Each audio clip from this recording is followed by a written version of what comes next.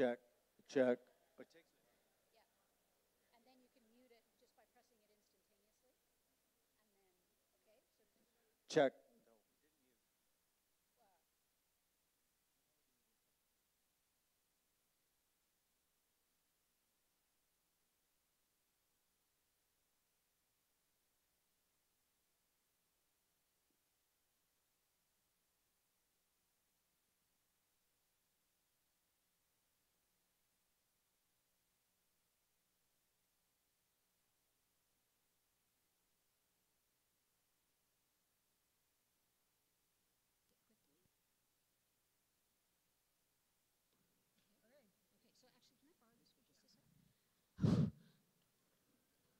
Good evening, ladies and gentlemen. So we're going to be really prompt tonight because we have and on schedule because we have 7 candidates, all of whom have a lot to say in a very limited period of time. So welcome.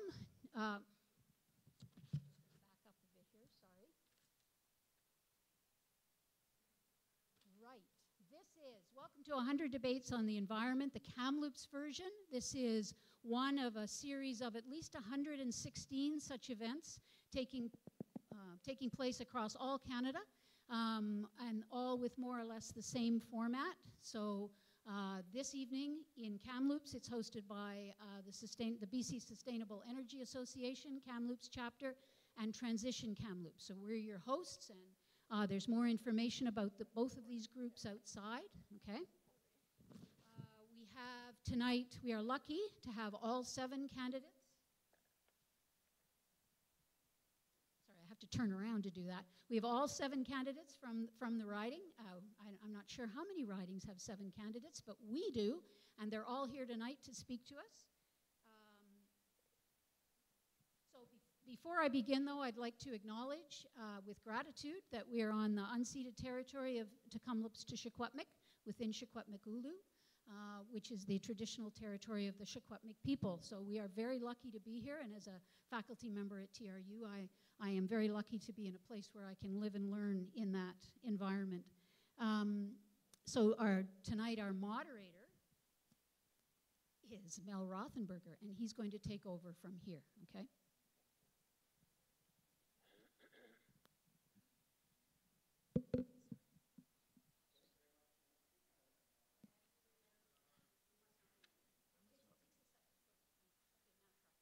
Hello, hello. Oh, much better. Thank you. Well, welcome. Good evening, everybody, and thanks for being here. Thanks especially to our candidates. I know that you've been getting a lot of invitations lately to appear at forums, so you must be feeling quite popular. But we have a challenge tonight with that because you're all here. We have 7 candidates, 2 hours, and just a whole lot of questions to ask. So we're going to be moving quite rapidly this evening. I'll briefly give you the rules of engagement for this evening. Answers will be necessarily very brief, and I'll say more on that in a second.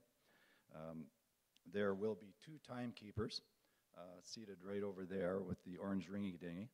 And so when you're getting within, I think, 15 seconds of the end of your time, you'll get 1 card, a warning card, and then when your time is up, you will get this card and the ringy-dingy.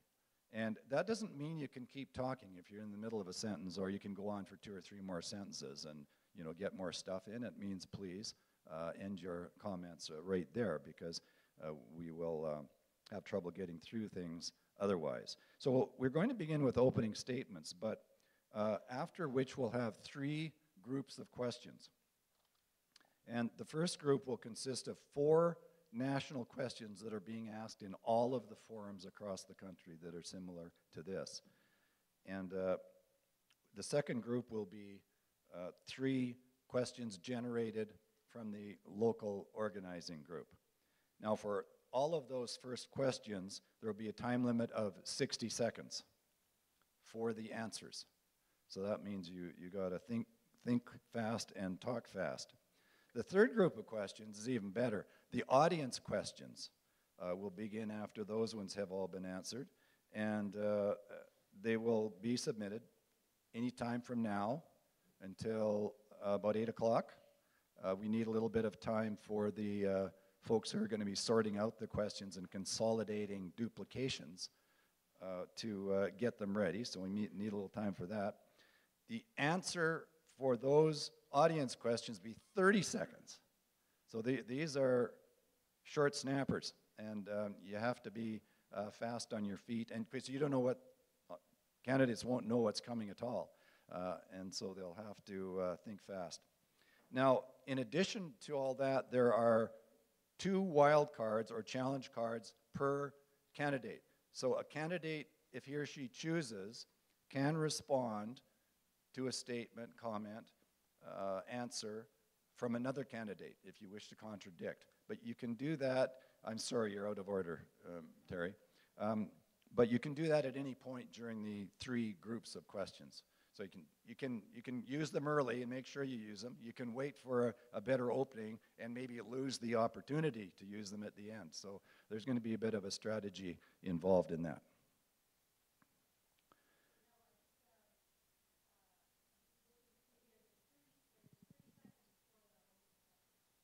Oh, I thought I'd mentioned that. Yeah, I did mention that there's 30 seconds. Yeah. 60 seconds for the prepared questions and 30 seconds for the local. I think that sums that up, and by gosh, we're ahead of schedule already. We're doing great.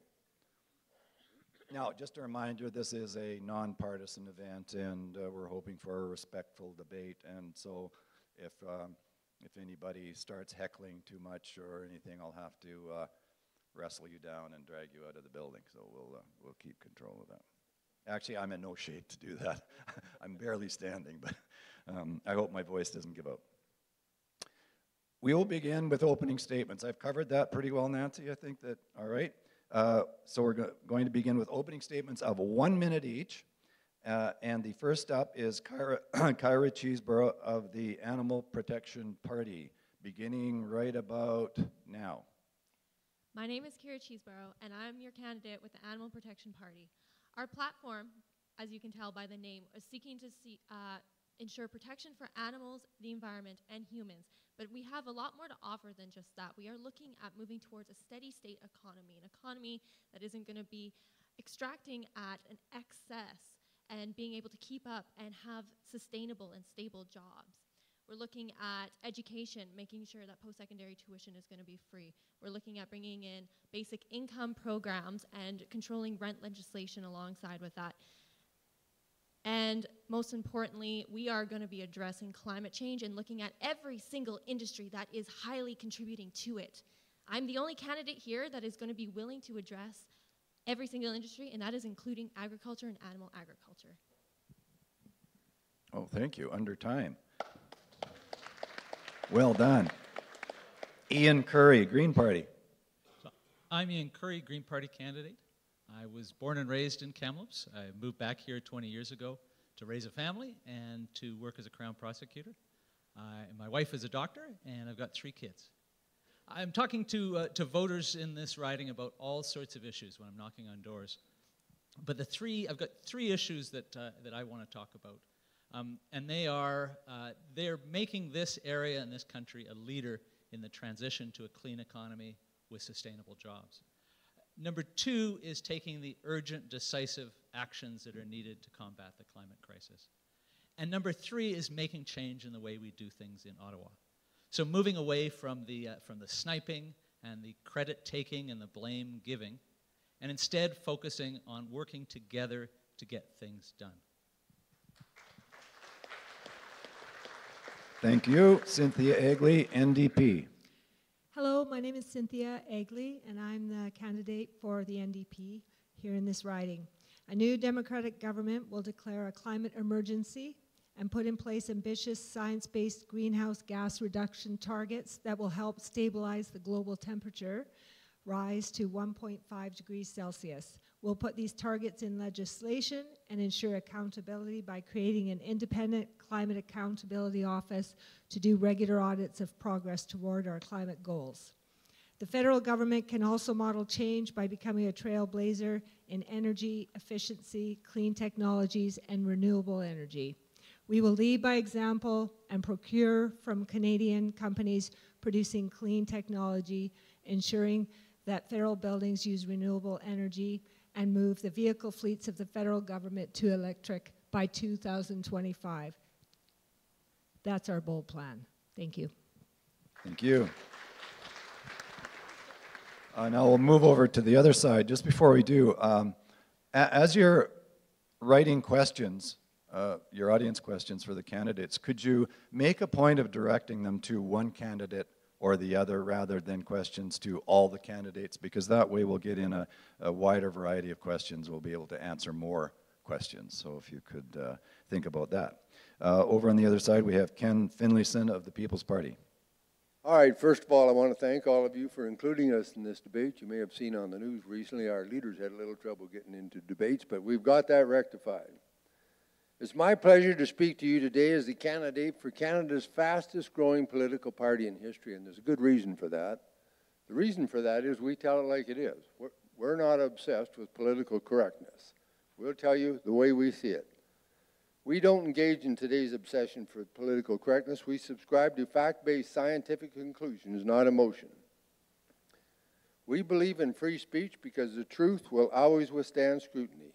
We are the People's Party of Canada, and we're founded on 4 fundamental principles: freedom, fairness, responsibility, and respect. We feel if we lose things like freedom of speech, that'll erode all our other freedoms. These are the 4 principles, the lens through which every one of our platforms is viewed. Thank you. Time's up. Thank you. Peter Carrick, Communist Party. Yes. So I'll cut to the chase. We're the only party that is opposed to capitalism.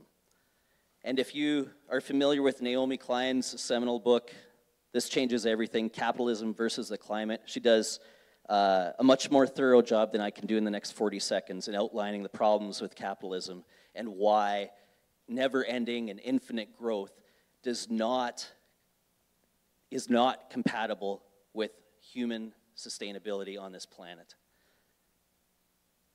You can't keep going the route that corporations do in the capitalist system, which is to privatize profits and socialize the waste and cost.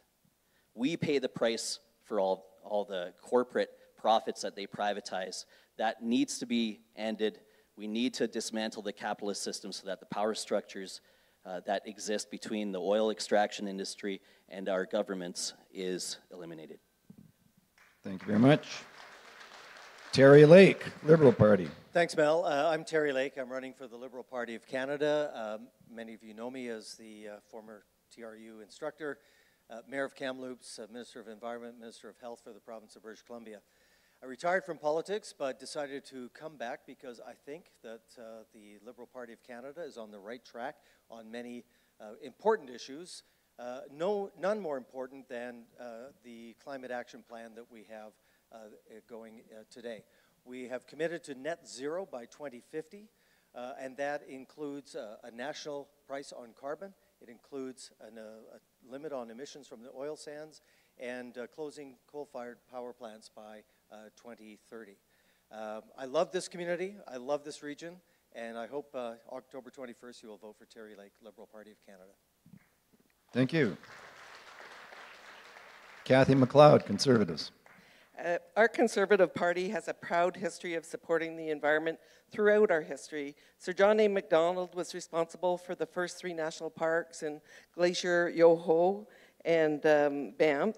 And then Brian Mulrooney signed the U.S.-Canada acid free agreement there and put in place the first comprehensive pollution law. Under the former Conservative government from 2007 to 2015, we saw a lowering of global emissions. So we have a plan that's going to move us forward, and it's a real plan to protect our environment. It's based on green technology, not taxes, a cleaner, greener, natural environment, and taking the climate change fight globally. So certainly look forward to the debate and to the questions. Thank you very much. Now, could you, I see your signage, could you please keep it out of sight? The idea is that there's no signage in the... Oh, okay, well, we're not at questions from the audience at this point, so please be respectful of the candidate's time and of everyone else's time as well. Okay, well, you can talk about that when you submit your question. When you submit your question, sir. But, you know, we have a very busy schedule tonight, so we'll keep moving. And that is the final opening statement from candidates, and so we'll now move to the national questions, which will be shown up on the 4 screens for you to look at. Now, I'll read them once for you, but not every time it's a candidate's turn, so that's the first question, and so keep it in mind. What are the key elements of an action plan that you will advocate for to ensure Canada meets its international obligations to reduce greenhouse gas pollution? And the first one to answer that question will be Ian Curry of the Green Party. The Green Party is calling for a concerted effort, starting immediately, to reduce emissions to the level that science requires, that science says is required, and that is to 60% of 2005 emissions by 2030, transitioning to net zero by 2050. And to do that, we will use all of the tools available to the federal government. And that includes a carbon fee and dividend, revenue-neutral carbon fee. That includes declining legal limits on emissions for industry. And also, importantly, no new fossil fuel projects, no subsidies for oil and gas, and that includes LNG, and cancel the Trans Mountain Pipeline. Thank you. Cynthia Egley, NDP. A new Democratic government will declare a climate emergency and put in place greenhouse gas reduction targets that will help stabilize the global temperature rise to 1.5 degrees Celsius, as committed to in Paris in 2015 by the Liberals. The NDP will choose to invest in climate, addressing the crisis as all of our youth are asking us to do, rather than invest in pipelines and give fossil fuel subsidies to major corporations. Our communities are becoming more and more anxious over the use of fossil fuels. We need to get rid of them. Thank you. Thank you. Ken Finlayson, People's Party.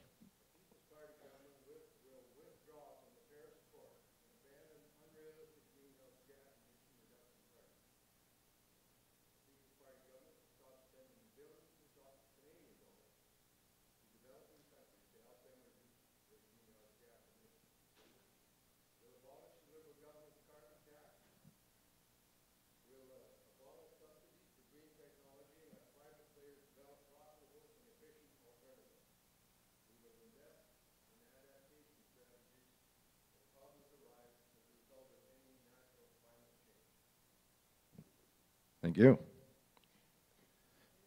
And Peter Carrick, Communist Party. Yeah, it was off. I didn't turn it off. Oh yeah, sure. Okay, I'm ready now.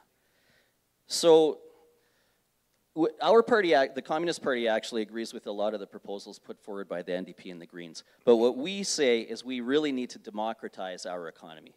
When we're looking at pipelines that are being developed somewhere, or any of the major resource extraction industries that want to extract something, they need the democratic approval of the people in those regions. Right now we have a corporate dominance, corporate influence on our government. The government has a neo-colonial way of dealing with resource extraction, in that decisions are made at Ottawa, profits are made elsewhere, and the people in a place like northern Alberta or along the Trans Mountain Pipeline area are going to have to, they're going to have to eat it, right? You don't actually have a say if it's running through your territory, especially if you're an Indigenous person and you're living and you're opposed.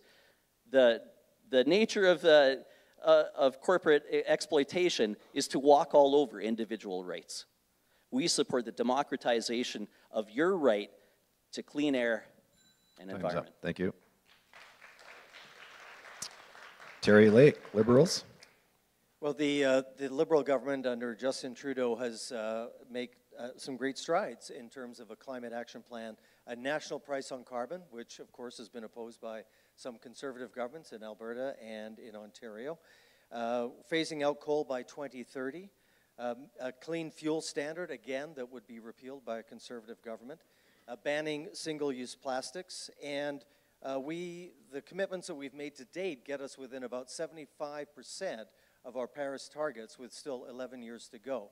But we have gone beyond that in our platform commitment to net zero emissions by 2050, including the planting of 2 billion trees over the next 10 years and interest-free loans up to $40,000 for people to retrofit their houses to make them more energy efficient. We're on the right path, and we need to do more, and we're going to do more. Kathy McLeod, Conservatives. So the Conservatives, as I indicated, believe in technology, not taxes.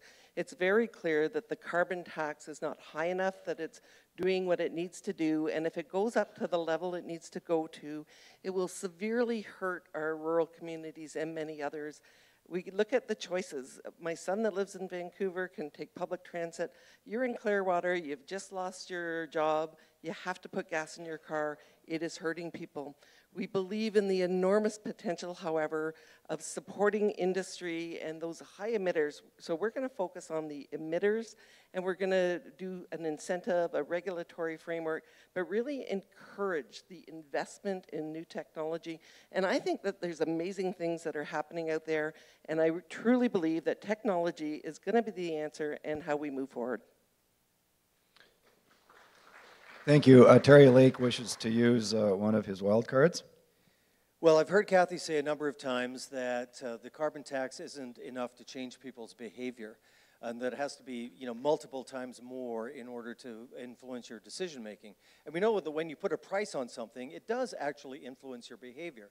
So I can only assume that Kathy has not been at Costco to line up for gas when it's 5 cents cheaper than anywhere else in Kamloops. In fact, putting a price on pollution does influence people's behavior, and it's worked here in British Columbia for over 11 years. Thank you. Did we wish to? Yes. Kathy, go ahead. So, certainly it is questionable whether it worked, and we were promised a revenue-neutral carbon tax.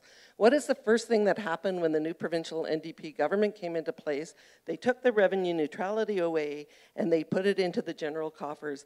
We have a government that's spending more money than it has, and it will take nothing for them to do the same thing. The revenue neutrality will be gone, and we still won't be having the expected outcomes. If you look at British Columbia, it's really quite iffy in terms of has it done what people had hoped it would do. Thank you.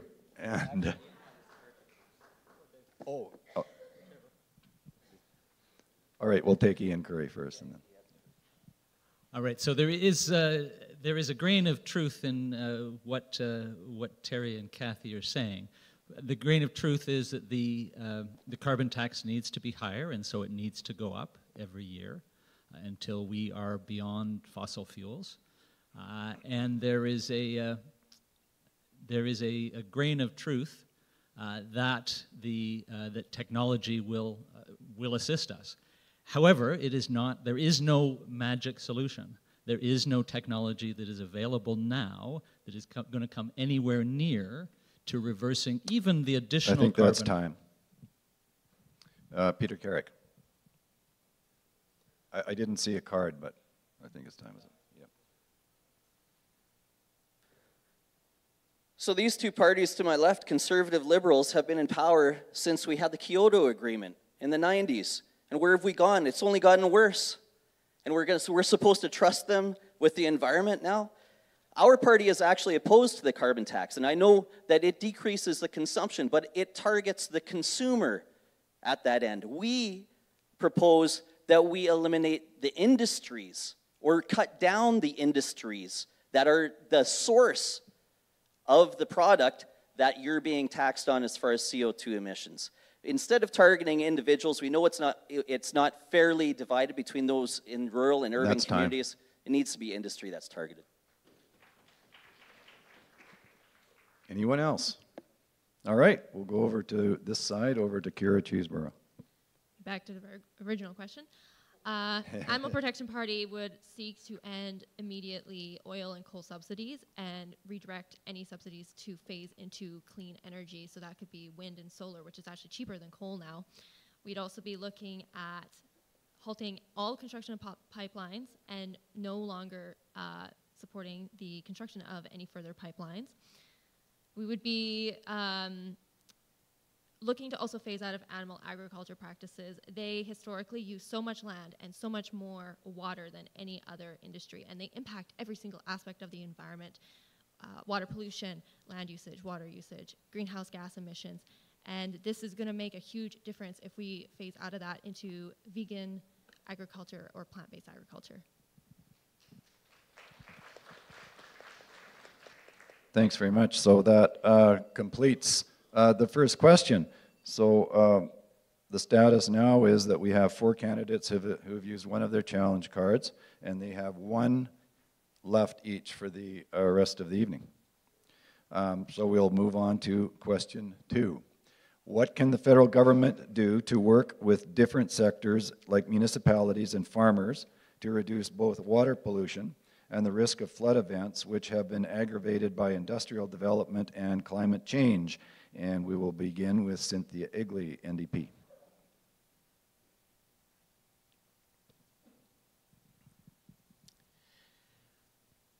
The federal New Democratic government would protect 30% of our land, fresh water, and oceans by 2030 and back those protections with funding and enforcement. We would implement a national freshwater strategy and work with the provinces and territories to protect our waterways under international agreements. We would also make the investments required to ensure clean water and lift all drinking water advisories for good by 2021. And support Indigenous-led water management training programs and water operations as an immediate priority. We know we have to protect our water here in Kamloops. We live in a semi-arid climate. Climate change is going to make water scarcity even more critical. Critical to the health of the environment, but also the region, people in this area, and the climate. Thank you. Thank you. Ken Finlayson, People's Party of Okay, Canada. we on this time? All right. Well, first of all, we would take a good portion of that infrastructure money that we currently budget to mitigate the effects of climate change, floods, etc., like that. But I want to speak to food security. It's totally naive for so many people to I've farmed and ranched all my life. I've also been a truck driver. I know what it takes to feed. I've hauled refrigerated van loads of food into Los Angeles along with 10,000 other trucks at 3 o'clock in the morning to feed that city. It's completely naive to think that we can feed ourselves in some kind of sustainable agriculture, everybody with a window box feeding themselves. Will not work. Kiera talks about animal agriculture. There were 70 million buffalo here before Columbus fell off the boat. What happened to the greenhouse impact of those animals? If you drive between here and Cache Creek... Time, Mr. Finlayson. Thank you. Peter Carrick, Communist Party. Oh, challenge. Oh, certainly. Carrick Cheeseborough of the Animal Protection Party. So currently agriculture occupies over 50% of our global land, and this is including arable land, land that can be used for crops and food consumption. When we reduce our animal product consumption, we actually free up 4,700 square meters of land that can go back as natural carbon sinks. And we can work alongside with Indigenous communities to ensure that they can preserve that land following their traditional ways of knowing that they have had since time immemorial. Time. And Cynthia Egley has a challenge. And this is rebutting the question that was asked. I just want to note that the Indigenous peoples of Canada lived on this land, grew their own food, and farmed for years before we got here. Thank you. Thank you. Mr. Finlayson, yes, go ahead. First of all, there weren't very many Indigenous people on this land. A good example is If you drive between here and Cache Creek, you'll see some cornfields on the north side of the road about 10 feet high that feed about 10,000 cattle that live in a feedlot behind there. On the south side of the road is some sagebrush. Wouldn't feed 10 lizards. It's time that people got out of Disneyland and realized what it takes to feed this world. We were supposed to run out of food in the 1950s. Thanks to agricultural technology, we haven't. That's your time. Thank you. Okay, thank you. Peter Carrick of the Communist Party is next. Okay, thank you very much. Let's go on to the next speaker, please. That would be Peter Carrick of the Communist Party. I agree with my sister's comments there up in the top. All right, thank you. In addition to that, what the federal government can do is actually stand up for people, and instead of trying to weigh off, oh my goodness, sorry about that. Instead of trying to weigh off the differences between what's profitable and what's acceptable as far as what a community can take in environmental degradation, we need to eliminate the profit motive from our rights to a clean environment. That means we need to institute regulations far more stringent than what we have, and stop talking about whether or not an industry is going to be able to make that profit margin of 7% or close down. Look, if it's bad for the environment and it's bad for us, then it needs to be shut down. Thank you. So, still on question 2, Terry Lake. Thanks, Mel. Well, we all know the impact of climate change locally. You know, the summers of 2017, 2018, you couldn't go outside. People were evacuated from all over British Columbia. Thankfully, the people of Kamloops stepped up. I've lived in Ottawa and worked in Gatineau for the last couple of years. We've had tornadoes, we've had floods. We absolutely have to support communities in dealing with climate change. So the Liberal government has introduced a $2 billion disaster mitigation and adaptation fund to help communities prepare for climate change and deal with building resilient infrastructure. That will be increased by $1 billion in our platform. We've also committed to new measures to support people that are dealing with those disasters. If you're put out of your home because of a forest fire or a flood, there's EI now, EI disaster assistance benefits that will help those people affected by climate change. All right, thank you. Kathy McLeod, Conservatives. So pillar 2 of our plan is a cleaner, greener natural environment. And one of the things that we will focus on absolutely is you look at things like the raw sewage in Montreal dumping into the St. Lawrence River. We need to do better, and we will certainly focus on that. Grassy Narrows are all our shame in terms of what is still happening, where children are being born with mercury levels that are way too high, and that has to be fixed. So we have a number of things that we need to do in terms of cleaner waterways, but we also need to prepare, and I think, you know, the mitigation efforts that need to happen, the infrastructure dollars in terms of diking that might need to be done is also part of a program that's important. Thank you. And back over here to Kira Cheeseborough, Animal Protection Party. We'd be looking at creating stricter regulation for farm and processing waste, specifically with fertilizer, pesticides, and biohazardous waste, such as manure. Manure runoff is contaminating our food and our waters as it's impacting low-income communities and Indigenous communities. And there's communities still in Canada that don't even have access to clean drinking water. We have a plan to bring that in by 2030 for every single community as well. Thank you. Ian Curry, Green Party. So the Green Party of Canada would establish a national program to restore buffer zones around waterways, which would, of course, require collaboration with municipalities, with Indigenous governments, and also with the agriculture sector.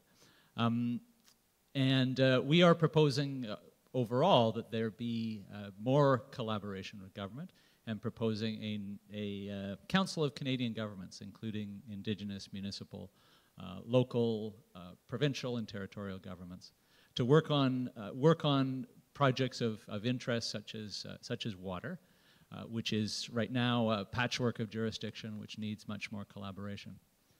And also in that context, developing a national water strategy. Thank you. Does everyone who is contemplating an audience question have the required piece of paper and something to write with? Is there anybody missing? No? Okay. And when you have that done, when you've got your question ready, feel free. I think you could bring it down pretty much any time so we could start collecting them to Gisela, who is sitting in the front row here. Okay, we'll move on to the third question. What will you do to protect the quality and quantity of wilderness in Canada? Ken Finlayson, People's Party of Canada.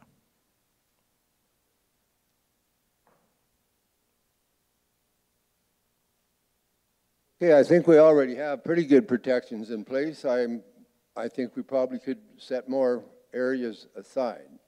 But in 2010, I was working as a wilderness guide, and the Banff National Park hired us to be their eyes and ears in the backcountry. They used to have 50 wardens there to patrol the park.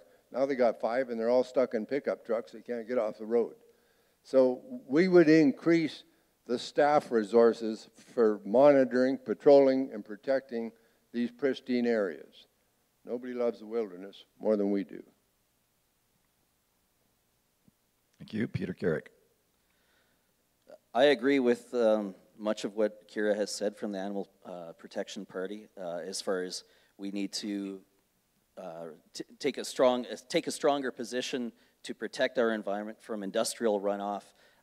Things like we could actually amend our constitution to include the rights of the environment, which some Latin American countries have done, so that the environment is no longer susceptible and easily exploited by whichever power that comes. And especially we have dominant right-wing, liberal and conservatives alike are ready to sell off and frack and do whatever they need. And the NDP actually provincially have done the same with tar sands expansion, and in fact they're even willing to kick out some of their candidates for the sake because they were opposed to pipelines.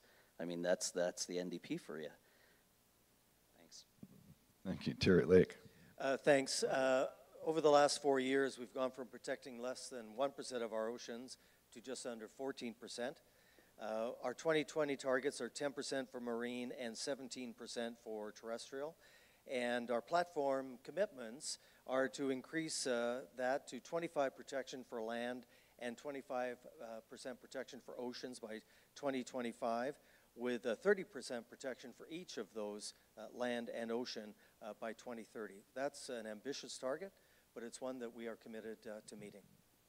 Thank you. Kathy McLeod.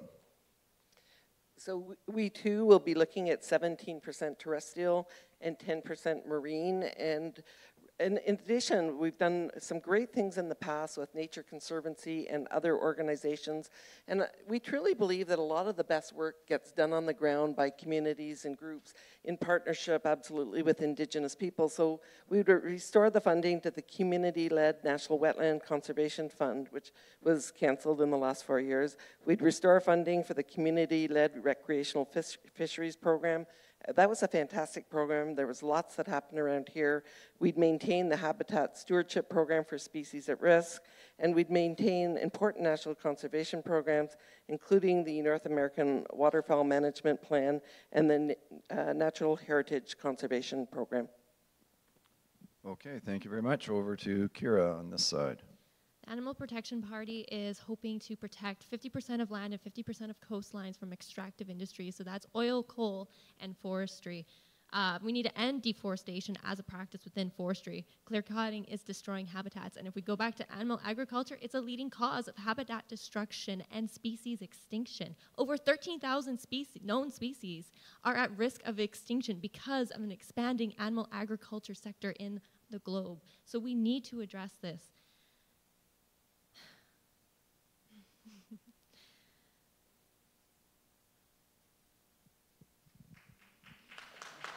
Thank you.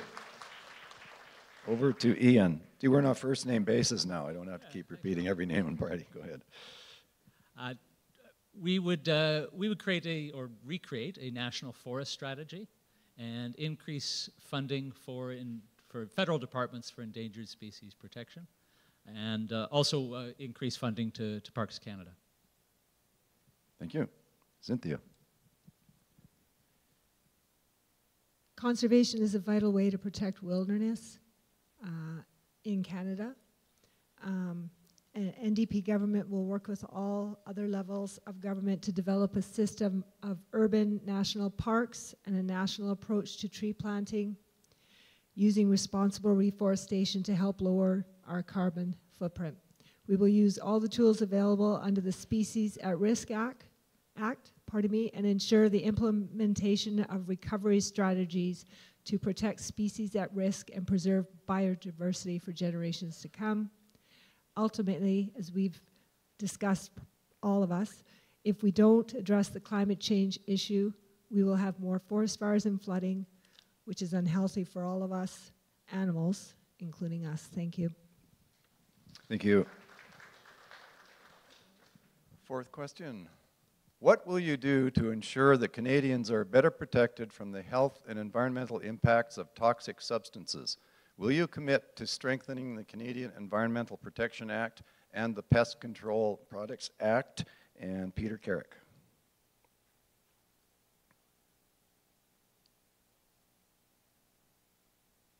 Yeah, I will commit to strengthening those acts and the Pest Controls Products Act. And as I mentioned earlier, we would like to incorporate environmental protections into the Constitution.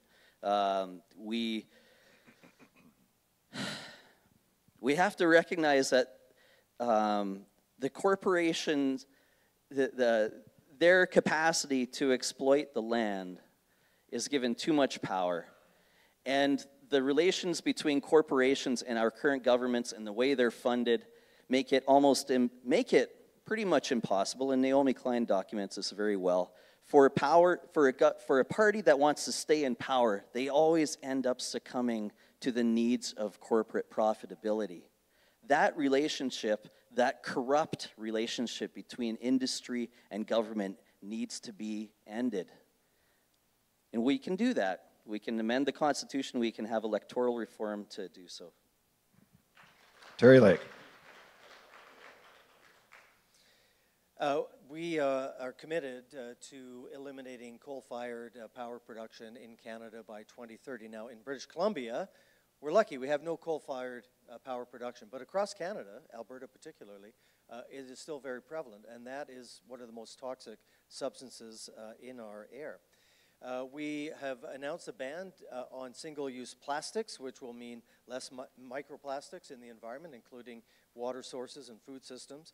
And we've committed to introducing a bill to reform the Canadian Environmental Protection Act as soon as possible.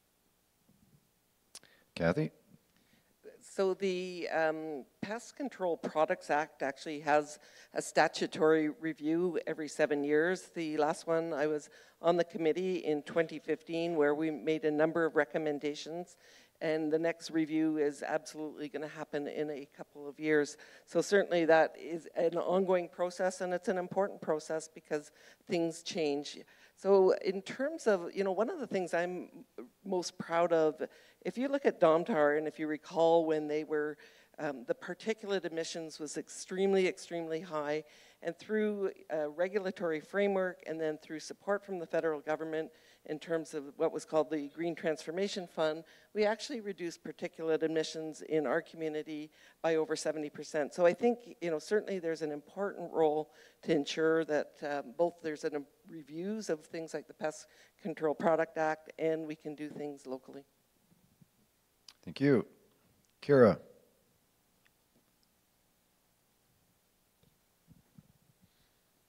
Yes, I would seek to strengthen the Environmental Protection Act and actually include animals more within the act, because animals in the environment are interconnected with one another. If one is sick, such as the environment, the animals become sick. If the animals are sick, they can't take care of the environment either. We'd also be looking at the Pest Control Product Act and looking to ban certain pesticides. A few of us last night were at a food policy forum, and we got to talk about neonics and how it's destroying the bee population. And we need pollinators to be able to have food. So this is a really important thing that we do need to look at all these additional pesticides and harmful things that need to be addressed in these acts. So yes. strengthening indeed. Thank you. Ian Curry. Yeah. So the Green Party of Canada platform calls for strengthening the Canadian Environment Protection Act and the Pest Control Products Act, banning neonics or neonicotinoids, maybe I've got that right, to protect the pollinators and bee species, and also glyphosate, Roundup, for cosmetic and forestry use. So generally, I think the Canadian government and your MP needs to apply the precautionary principle where a substance, where the effect on a substance is unknown or disputed, that it should be controlled and not wait until there is definitive scientific evidence, and that would apply to neonics. Pass it on. Cynthia.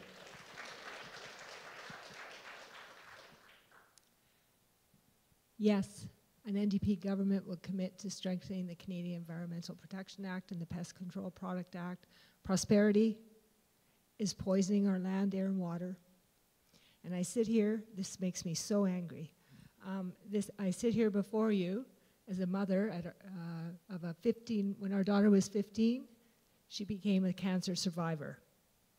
And that never happened years ago. All the kids in the hospital. So, it's time to enshrine in law the right to a healthy environment.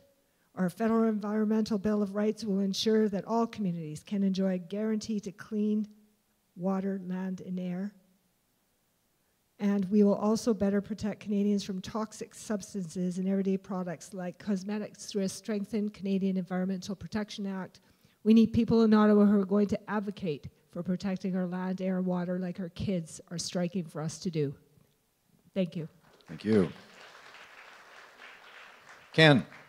Absolutely, we would commit to in strengthening that Environmental Protection Act. We do have a problem with our pollinators that we need to get to the bottom of that. We do have a problem with nitrogen fertilizers leaching into water systems. We know that. But having said that, I want to assure you that our farmers and ranchers are among the best stewards of our land.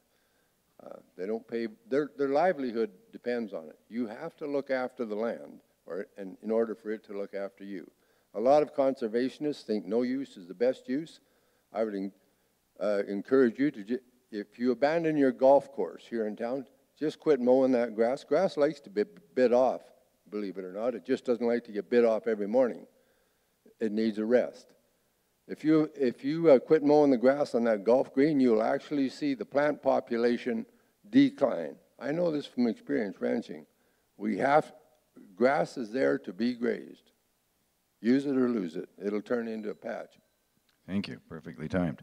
And that actually concludes the answers to our fourth question, and that is all of the national questions that are to be presented tonight. We have a few more minutes for audience questions, so say 5 minutes or so if you're thinking about it, and get them in. Anybody else in the process of scribbling out there still? Okay, good. Looks like we've got quite a bit coming in. Thank you to the candidates. I must say I am impressed with your conciseness because I've heard a lot of you speak, and I've never heard you speak so succinctly. That will take us into the locally generated questions from the organizers of this forum on the environment tonight. And it will be the same process except 30-second answers this time. And so the first question you can see up there, in 2009, Canada joined other G20 nations in pledging to end inefficient fossil fuel subsidies, but this hasn't happened. We still massively support the industry through public financing, tax breaks, direct government spending, and the assumption of cleanup costs. Would you support an immediate end to fossil fuel subsidies, and what could your party do differently than past federal governments? Terry Lake, Liberal Party. Thanks, Mel. Already we have eliminated 8 out of 9 fossil fuel subsidies. The one remaining is subsidizing diesel consumption for northern Indigenous communities until we're able to get them onto clean, green energy, which will happen. I was the minister that turned down a mine in northern British Columbia because the conditions of that mine to keep it from leaching into the lake had to be done in perpetuity. We can't do that. We have to have something that's reasonable. Thank you. Thank you. Kathy McLeod. Oh, we have a challenge from Ian Curry.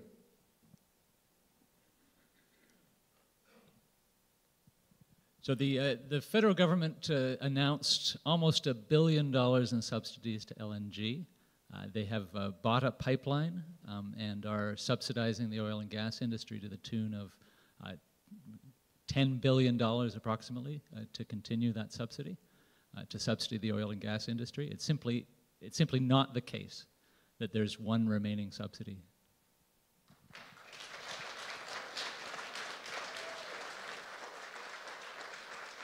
Kathy McLeod. We've committed to looking at all corporate subsidies, and it does not exclude oil and gas. We don't believe that the government should be buying fridges for Loblaws, and we don't believe that they should be doing other things. So we're going to have a panel. It's going to look at all corporate subsidies, and we're expecting significant taxpayer savings. Thank you. Kira. As I said before, we would seek an immediate end to fossil fuel subsidies and redirecting them to support the workers in retraining into clean energy sectors and looking at reforming the economy to ensure that we aren't subsidizing harmful extractive industries any further. Thank you. And back to Ian. Yes, so of course ending fossil fuel subsidies is central, foundational to the Green Party Mission Possible, our action plan.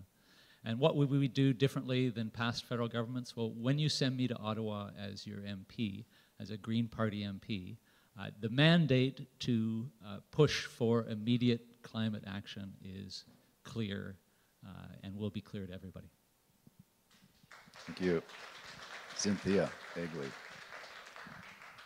Yes, the federal NDP supports an immediate end to fossil fuel subsidies. The NDP's bold commitment is that on day one, first day of a new Democratic government, we will end all fossil fuel subsidies. Our platform will cut the $3.3 billion in fossil fuel subsidies, invest in jobs that will be good for the environment and our communities in this riding. No other federal government has ever done this. In fact, they've gotten us into this climate crisis we're in. Time. Ken. Our leader, Max Bernier, is committed to getting rid of all corporate welfare since day one. I see Andrew Scheer's finally caught up, and he thinks it's a good idea, too. But that would include fossil fuels. That includes Loblaws that Kathy mentioned. That includes Bombardier that received. We're done with corporate welfare. Thank you. Peter Carrick. We're running out of time. Things need to happen a lot faster than they currently are. And we don't need the slow transition and this malarkey of, well, we need to ease it through. Well, we don't have the time to do that. And the money is there. Money has been accumulated at the top of the capitalist pyramid for years. We have a few dozen families that control as much wealth as the bottom 50% of Canadians. Reclaim that wealth that we need to reinvigorate an industrial base focused on green renewable energy. And that's your time. Thank you. Moving right along to the second question. Agriculture has been identified as an area where we can significantly reduce our environmental impact. How would your party support the shift from an unsustainable industrial model to a more locally based regenerative system? And Kathy McLeod has the first. So I think, first of all, we have to look at the world's population, and it's nice to grow locally, but we do have to feed with high product, quality products, the population of this world. We can do things smarter. We can look at, for our nutrient stewards. I do actually want to invite Kira anytime to talk to our cattle industry because they are doing amazing jobs. Those grasslands are important, and you should learn a bit about the carbon sequestration that's happening with them. Thank you very much, and over to Kira. Even the most sustainable animal agriculture doesn't do as much when it comes to protecting the environment as plant-based farming. So if we phase out of animal agriculture and go to biocyclic vegan agriculture, it uses a regenerative model that is going to ensure that the land is treated well. We have enough food right now to feed 58 billion land animals for slaughter, yet there's still people starving and not having food. So if the population is growing, we need to ensure that we are moving to plant-based alternatives that can feed everybody. Ian, Green Party. Yeah, so I was actually out at a local ranch today learning about the work done in regenerative agriculture here, and we need to support that. And we need to transition away from the industrial model towards that model. So one of the things that we are not doing as well as we used to since the closing of the Agricultural Research Center here in Kamloops is supporting the local agriculture. Thank you. Cynthia, NDP. Thank you. NDP government would work to connect communities to farmers through local food hubs and develop a national food waste strategy to reduce the huge amounts of food that currently go to waste in Canada. We would also partner with farmers and communities to support biodiversity and to monitor and protect pollinator health. We also invest in research and development that would take food and agricultural waste and convert it into alternative biofuels. Thank you. Thank you. Ken, People's Party of Canada. Where are those populations in the world that can't feed themselves, those starving people? I'll tell you where they are. They're in countries where they do not have your so-called industrial agriculture. They have sustainable agriculture, as you would describe it. It's naive, it's right out of Disneyland, if you think that those primitive methods can feed the world today. Okay. Peter, challenge from Kira. Challenge, sorry, we're not taking audience questions yet, so you could maybe hold that. If you submitted a written question, you're good to go, but otherwise not. Kira, challenge. Animal agriculture is affecting people who have starving populations, and we have starving people here in Canada as well. I have experienced food insecurity and have gone hungry many times because of our economy. But if we're looking at people from developing countries, they are being exploited in animal agriculture industries where their crops are being exported out of their countries. They're not feeding their people so that they can feed our land animals that we are slaughtering and consuming. Thank you. And Peter, Communist Party. I agree with Kira's points. Sorry, did you have a challenge, Ken, to that last one? Okay, we'll take that one first. I'd sure like to know the name of that country, Kira, that exports animal food to us. That take it, name the country that doesn't feed its own people, and our animals eat it. She can't because I think she's out of challenges. So I saw Kira word the word Brazil, mouth the word Brazil. Okay, Peter. So we support the democratization of not just our economy and but also the workplace. And we would like to see a transition from industrial run to worker run, potentially worker run co-ops. And for that decision to be made locally, for folks to take over, to nationalize the food production. Well, we support the nationalization of all major industries. But specifically on this, turn it over to the working people and worker run co-ops. Thank you. Terry. Agriculture is responsible for about 9% of global greenhouse gases, and so we absolutely need to reduce that in a form of sustainable intensification, producing more food with lower greenhouse gases. We've committed about $150 million for research in Canada for better techniques that can be exported around the world to help with sustainable intensification. Thank you. That's it for the second question, and we'll move right to the third question. How would your party improve the ability of municipalities to reduce their environmental footprints? And that would go to Kira.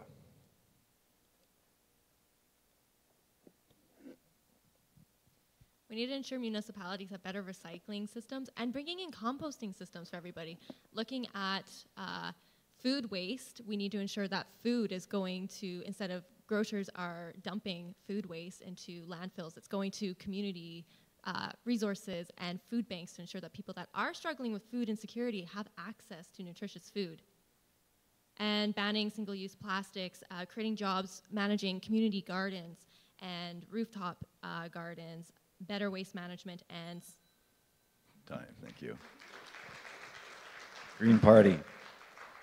So the Green Party of Canada's platform includes a proposal for a community and environmental services core, which would fund $1 billion for Canadian municipalities to hire youth across the country to participate in service projects for environmental and community sustainability in municipalities across the country. Thank you. NDP. The federal NDP would invest in supporting municipal governments to require all large-scale buildings to be retrofitted, reducing energy costs and creating 300,000 jobs all across the country, including here in Kamloops. Electrify public transit and other municipal fleets by 2030, and improve the national building code to ensure every new building is built net zero energy ready. Thank you. Thank you. Ken. We would focus on real problems instead of hypothetical potential problems at some far off unknown date in the future. I'm talking about the pipeline. I just read here where we flush 130 million liters of toxic sewage into the waters off Victoria every day. Let's get real. Let's deal with the problems today instead of hypothetical potentials that don't even exist. Thank you. Peter? 30 seconds. Transportation, public transit, one of the key ways of getting people out of their vehicles, cutting down on overconsumption.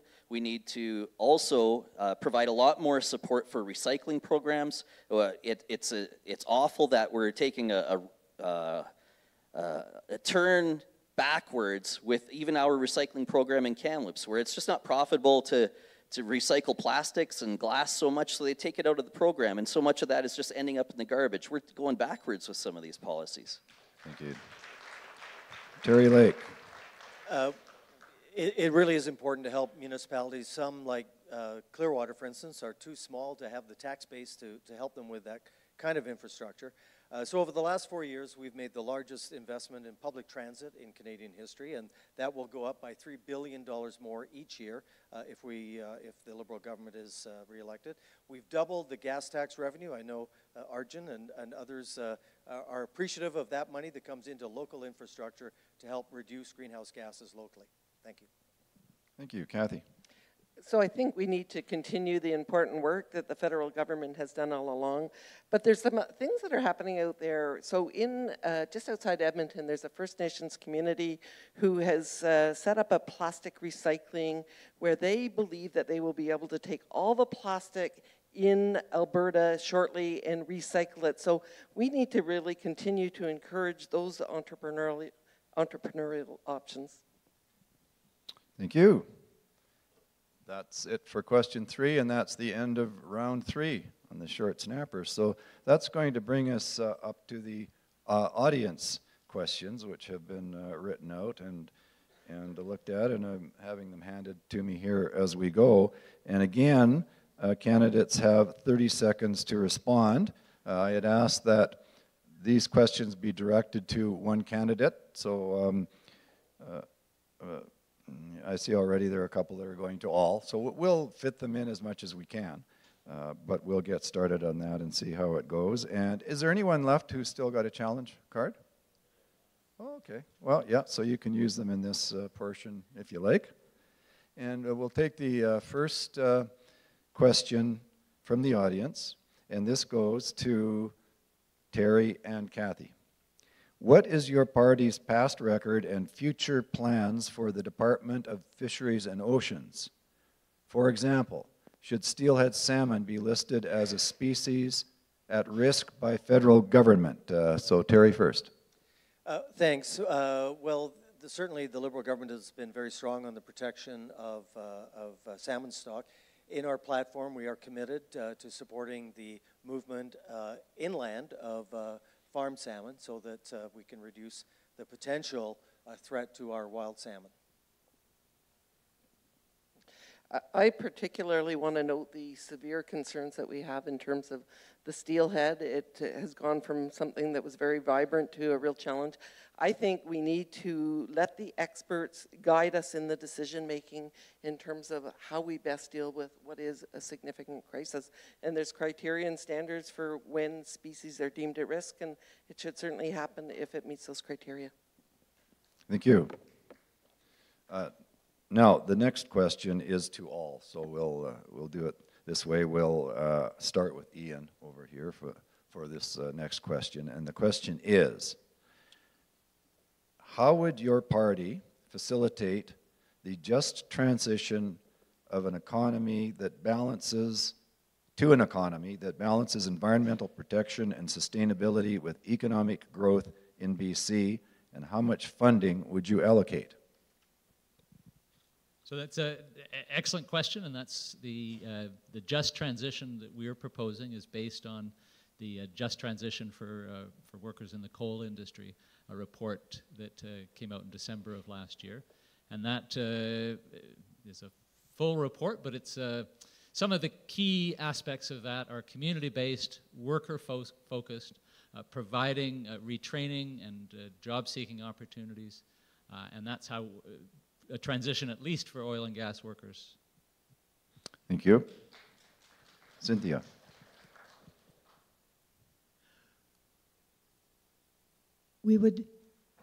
Our party would reach to the community and ask their thoughts and listen to what the experts are telling us.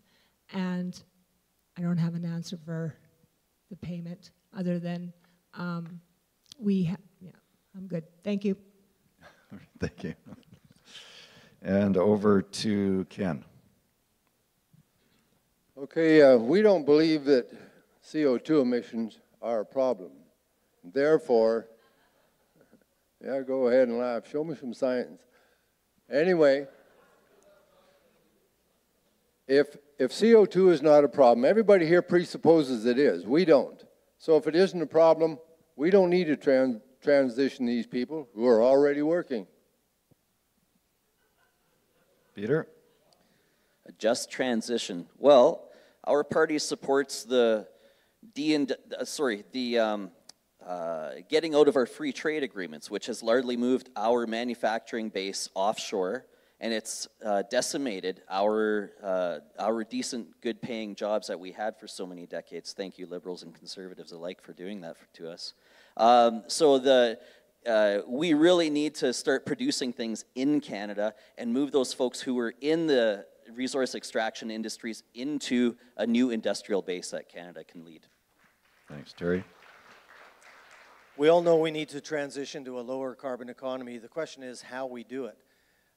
And we all know that this movie has been replayed in Canada many times. If we do it so quickly that the economy is thrown into chaos, people don't care about the environment anymore. They care about putting food on the table. So transitioning has to be done carefully so that people still care about the environment rather than worrying about food on their table.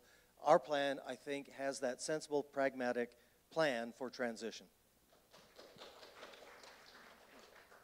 So transitioning is going to happen, but we still need, in the meanwhile, we need these products. So this is where the technology, not taxes, where we look at what's happening in Alberta, and there is enormous, important, positive things that are happening in terms of a lighter footprint there. So again, moving towards technology, not taxes, ultimately transition, but we can't automatically, immediately cut ourselves off. Thank you. Kira. We have to forego this idea of economic growth because economic growth is dependent on the extraction of natural capital, and it's capital that isn't regenerating quick enough.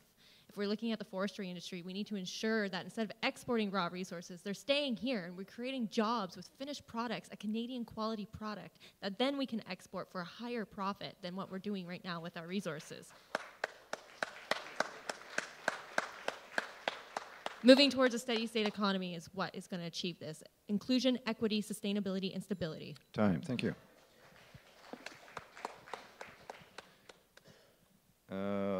All right, everybody's answered that question. The next question is for Terry, Kathy, and Cynthia. And the question is, what is your party committed to do to not go above the 1.5 degrees Celsius temperature increase, and what is your goal for 2030 and 2050 respectively? Let's start with Cynthia. I'm going to be honest, I don't have an answer right now, but I'm going to write it down and I'm going to post it on Facebook tomorrow. Thank you. Thank you very much. Kathy. So we have committed to the Paris targets, but I think it's also important to note that, the CHG, the emissions are global. There's no passport involved. And we really believe that Canada can have an important role in the solutions. Again, whether it's LNG that's going to countries where they're still burning coal, we need to be part of that transition. Thank you. Terry? I mentioned earlier that we are 75% of the way to our 2030 Paris targets with 11 years to go. We are now committed in our platform to net zero by 2050. And with a national price on carbon, reduction in or a limit on the oil sands emissions and all the other measures that are in place, with 2 billion trees planted over the next 10 years, I'm confident that we can actually be a global leader in climate action. Thank you. This question again is once again for all candidates. How important is it to you to work with First Nations regarding environmental issues and sustainability?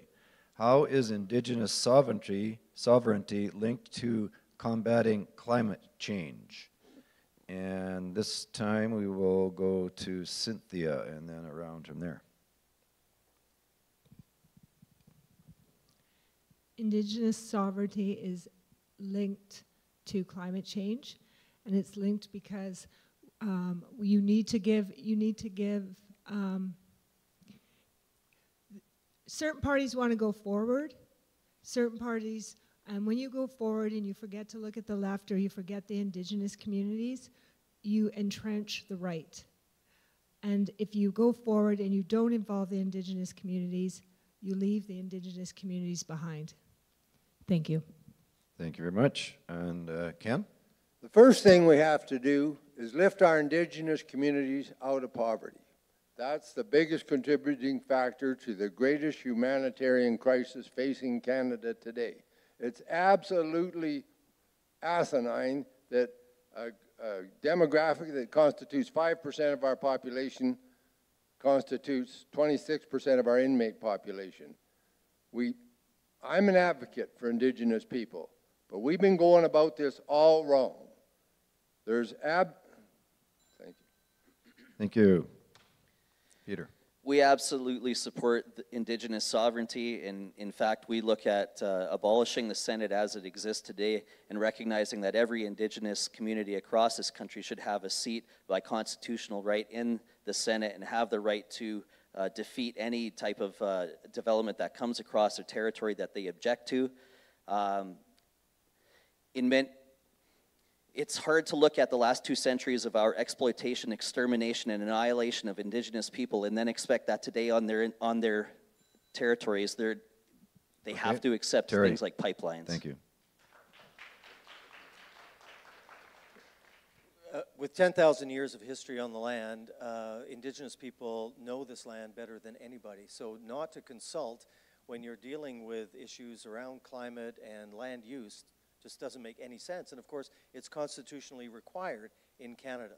We have great examples here at Skeetchison Indian Band with the Elephant Hill fire and the way that they are rejuvenating that forest. We can learn a lot from Indigenous people. We need to incorporate that into all of these major projects to make sure that we learn from them, to make sure that these are sustainable projects. Kathy? This is a really important question, and 30 seconds, of course, is way too short in terms of giving it due justice. But we absolutely have both constitutional obligations and moral obligations, and we need to keep that dialogue open and going. And whether it be things like the Trans Mountain Pipeline, where some support and some don't, how do we start to figure out how to align those different perspectives? Thank you. Challenge. from Cynthia.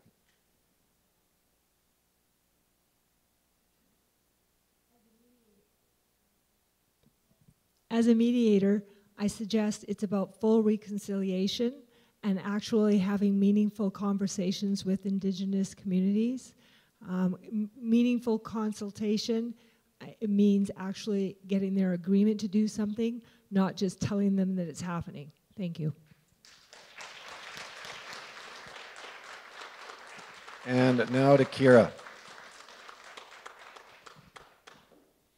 We have to be listening to Indigenous peoples because, as it's been said, they have that traditional knowledge of how to protect biodiverse ecosystems since time immemorial. We need to be looking at environmental justice in parallel with decolonization, because as colonizers, we came here, we took their land, we forced them, we committed genocide, and we have to give that land back and those resources because they know what is best for the environment and for Canada. And Ian. Thank you. So, of course, consultation is required as a constitutional imperative, and learning from is only makes sense. But the question was directed at, in an important way to advance the conversation around climate action, is to actually return sovereignty over the lands and the waters to the indigenous people. Thank you very much. This one is for Ian, Cynthia, Kathy, Ken, and Terry. Did I fail to mention that we should really direct it to one at a time? Yep.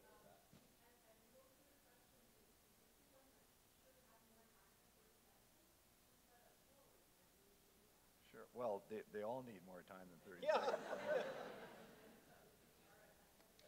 Well, you know, how many more questions have we probably got lined up? Do we have an idea? Roughly how many more questions do we have in the lineup?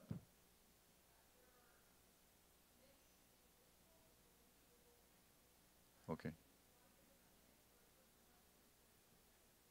Yeah, I was wondering if we could basically change it to a minute, but yeah, all right, we'll stick with 30 for now. So again, Ian, Cynthia, Kathy, Ken, and Terry.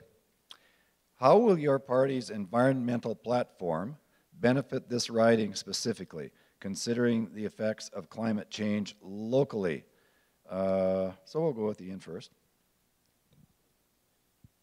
So our policy is concerned with, of course, combating the climate crisis, but also transitioning to a clean economy, and that involves leading the transition in this area, which has been hard hit by the impacts of the climate crisis,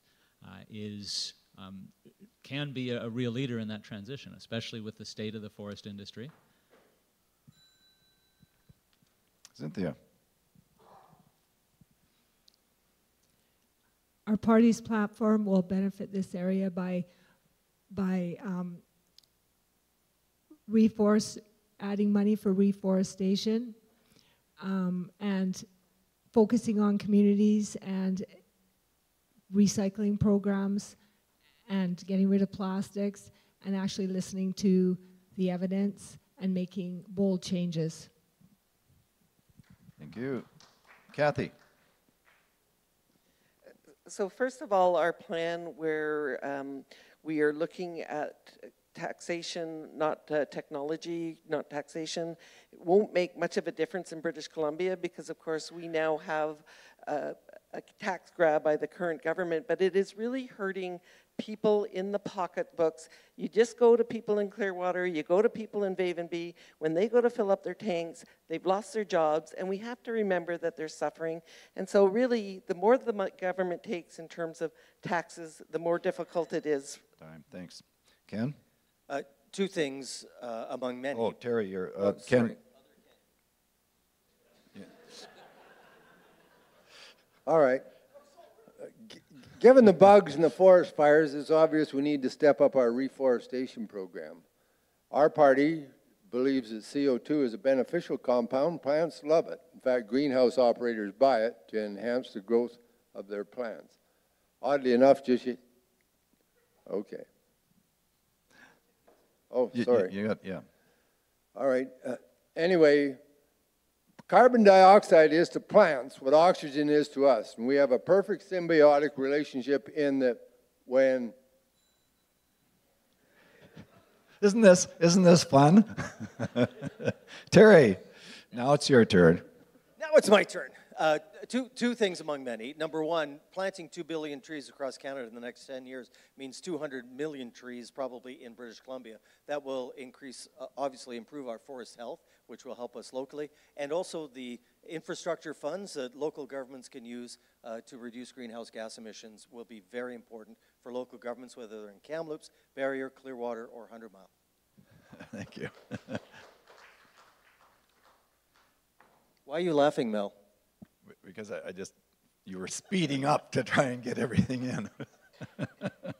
I'd never laugh at you, Terry. Now, this one for Kathy, Ken, Ian, and Cynthia. Do you agree, and I'm going to cheat a bit if I sense that there's too many people getting too many questions. I might just throw a couple of others in there to answer it as well, just to keep it evened out if we can. But this one, Kathy, Ken, Ian, and Cynthia, and do you agree with Greta Thunberg that we are in a climate emergency that is endangering our children's future? Kathy. We need to do something in terms of whatever we can for climate change. People call it a climate emergency. I'm from a nursing background, and so I look at it as a chronic condition that needs some care, it needs some work. So we actually did not support the words emergency, but we do recognize we've got a problem, and you can't leave a chronic condition either without treatment or moving forward. Ken. There is no climate emergency. The same day that Greta Thunberg addressed the United Nations, over 500 scientists, climate scientists, sent a registered letter to the United Nations telling them there is no climate emergency.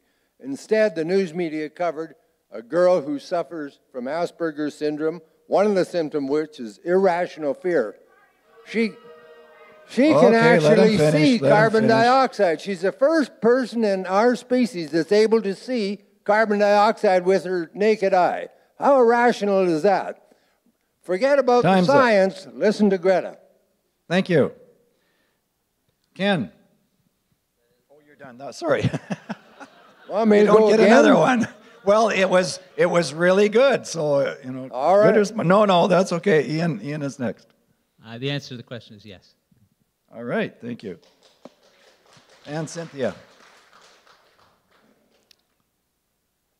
I 100% agree with Greta Thunberg, and that's exactly why I got involved, because both my daughters are worried about the future. And they say by the time they're able to fix it, it's gonna be unfixable. Thank you. All right, thank you. Oh, Terry has a challenge, or a wild card. I didn't get to say anything, but that's why I want to use this challenge card. If Greta Thunberg was my daughter, I would be the proudest dad in the world. Thank you.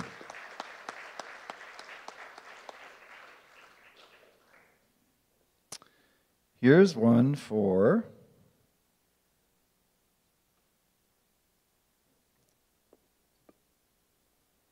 Well, I got 2 check marks on this one for Kira and Ian for this question.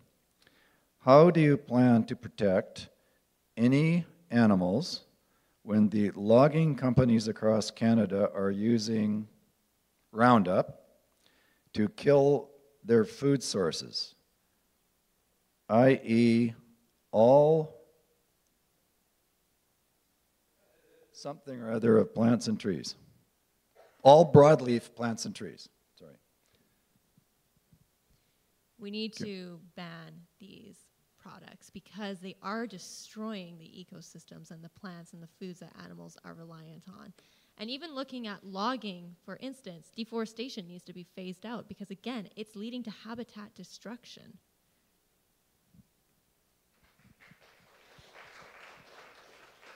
Yes, and our platform calls for banning glyphosate for cosmetic and forestry purposes. Thank you. Terry Lake, can you explain how a carbon credit removes carbon from the atmosphere? Actually, I can, because I've been to Guatemala on the Light Up Guatemala program of Developing World Connections, where we put in stoves made of cinder block and forged steel with a proper venting that reduces the amount of wood necessary to burn to feed their family through cooking by 75%. That means they're burning less, they're emitting less carbon dioxide, and in fact, the quality of life goes up tremendously and their health improves dramatically. That, to me, is a carbon offset. Thank you. Peter Carrick. Curious, as I agree with much of what the Communist Party candidate is stating, but I need to hear what practical solutions they propose. Okay, 28 seconds now. Well, I'll get on this one because I'm surprised nobody's mentioned it. But the cost of war to the environment is incredibly harmful. The American military is the #1 creator of CO2 and pollution, air pollution. Never mind the depleted uranium, all the people dying from the bombs that are dropped. And Canada often tags along, in fact, led the NATO mission that dropped 9,000 bombs on Libya. You're not going to improve the environment by dropping bombs on countries. Okay? Let's get out of the wars. Time.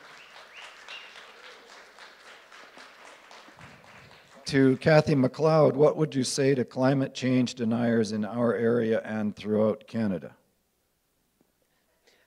So I think they need to look at the science and they need to look at what's happening. And so I think the evidence is there. We believe the climate is changing. We believe that humans are contributing. And that's what we recommend is look at the science. All right, thank you. This one to Cynthia. What will your party do to ensure clean drinking water for all rural communities?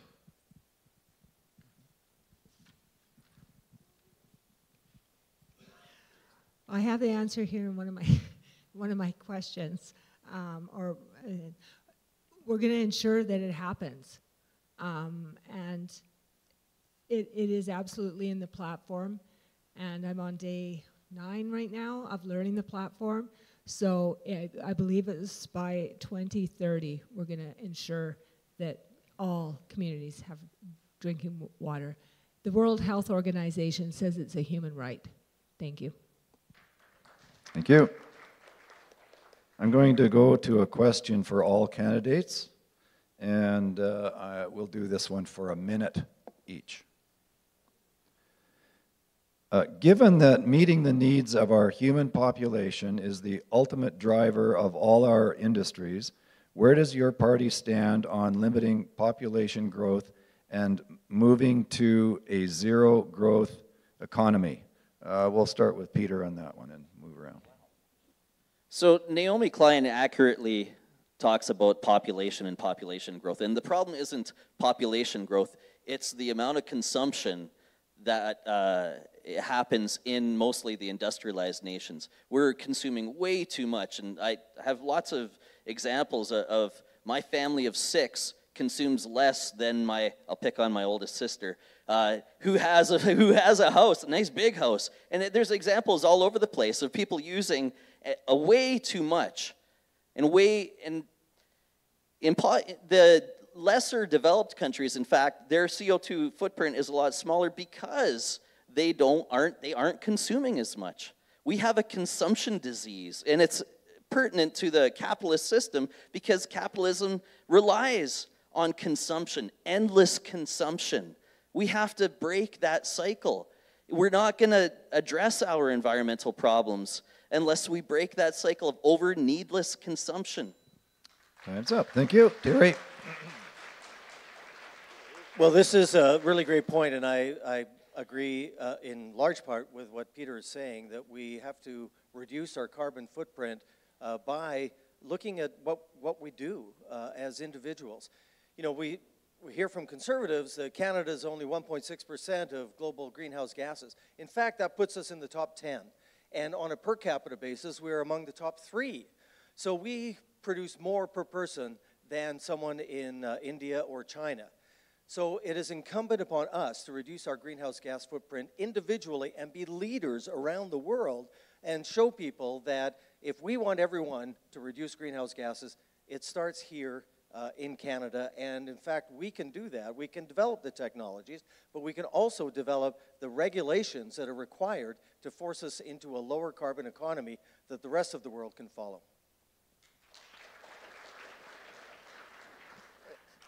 So I think individuals have a responsibility and a role to play. I think municipalities, we know that it's a topic of conversation with municipalities, provinces, and of course the federal government. Everyone has a part to play, and I do agree that consumption is part of the problem, but we looked at the statistics in terms of the population, and of course in 75 years, a dramatic increase in the population, and that is a challenge, but we also know the challenges in countries where they've tried to restrict birth rates, and they've had their challenges also, because I think part of the question was related to zero population growth. So, you know, it's a very complicated question, but I think we need to grapple with it on many levels. All right, Kira.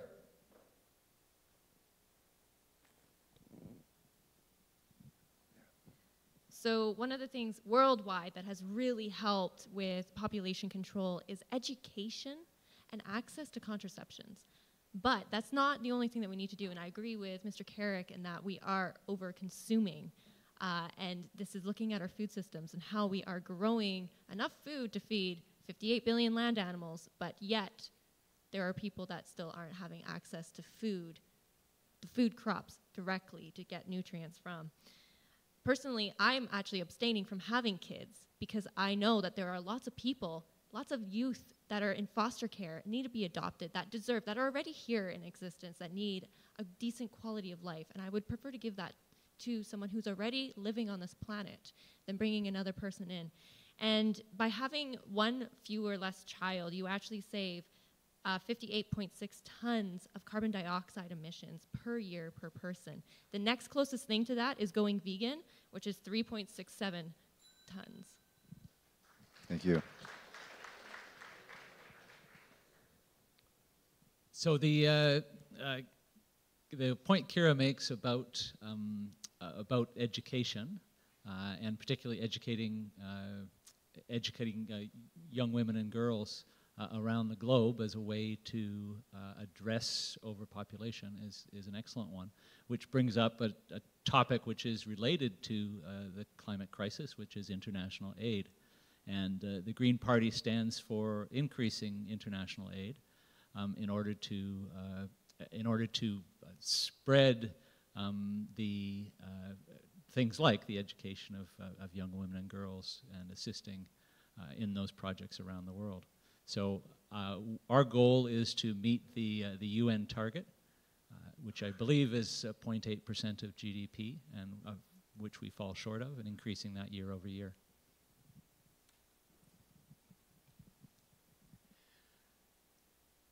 So I think I mentioned it before, but the NDP has a platform to bring in 300,000 jobs in retrofitting homes and retrofitting buildings within communities, and also in green energy.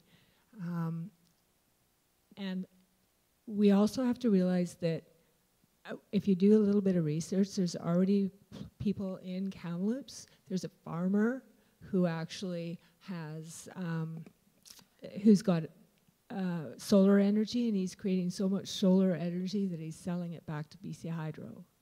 Like, there's ways to do it, and we need to listen to our kids. And I believe it goes beyond, it starts with getting rid of plastics, no plastics in the community, doing everything our kids are telling us to do, and listening to them, and fighting for them. And the other, thank you. Thank you. Where did we start? have you spoken yet? No, I haven't, and I'm just curious, if capitalism is such a blight on the world, how is it that it's capitalism that's delivered us the high standard of living we enjoy here tonight? How is it that China and Russia, those two mighty communist countries, are now embracing capitalism to increase their standard of living? How is it that Venezuela, the second largest oil reserves in the world, people cannot buy fuel at the fuel pump? If capitalism is such a blight, what is it about communism that causes those economies to flounder? Thank you. Yeah, thank you. Now, I have, this came in electronically on a really nice phone. Hold on a sec. I will rebut that. Okay. All right. So China has adopted a form of state socialism, a planned economy. And when you look at the top emitters of CO2 emissions per capita, the top 40 countries are capitalist countries. China is 41st. And if you look at the Venezuela and all the other socialist countries, there are great successes in those countries. Eliminating homelessness, giving people the rights to food security, rights to employment. There are great benefits that happened. And, you know, China's real wages have quadrupled over the last 20 years, while ours have remained stagnant. Ken, I thought saw you waving a wild card. Did you want to use it or wait? I'll use it. There's a post from NASA Assuming you have today. one left. There's a post from NASA today, Peter. The two countries that are greening faster than any other countries on the face of the earth just happens to be the two largest CO2 emitters in the world, and that would be China and India. Plants love CO2. Thank you. This one, you already had your challenge, Peter. This one to Terry Lake via Facebook direct message, I believe.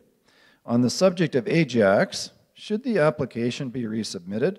Will you, not asking whether it should be resubmitted, I think it's, should the application be resubmitted, will you uphold your previous view that Kamloops is just a dusty place and not worthy of protection from a project with risks that have been demonstrated as overwhelmingly harmful, or would you be the proverbial leopard who changed his spots second time around?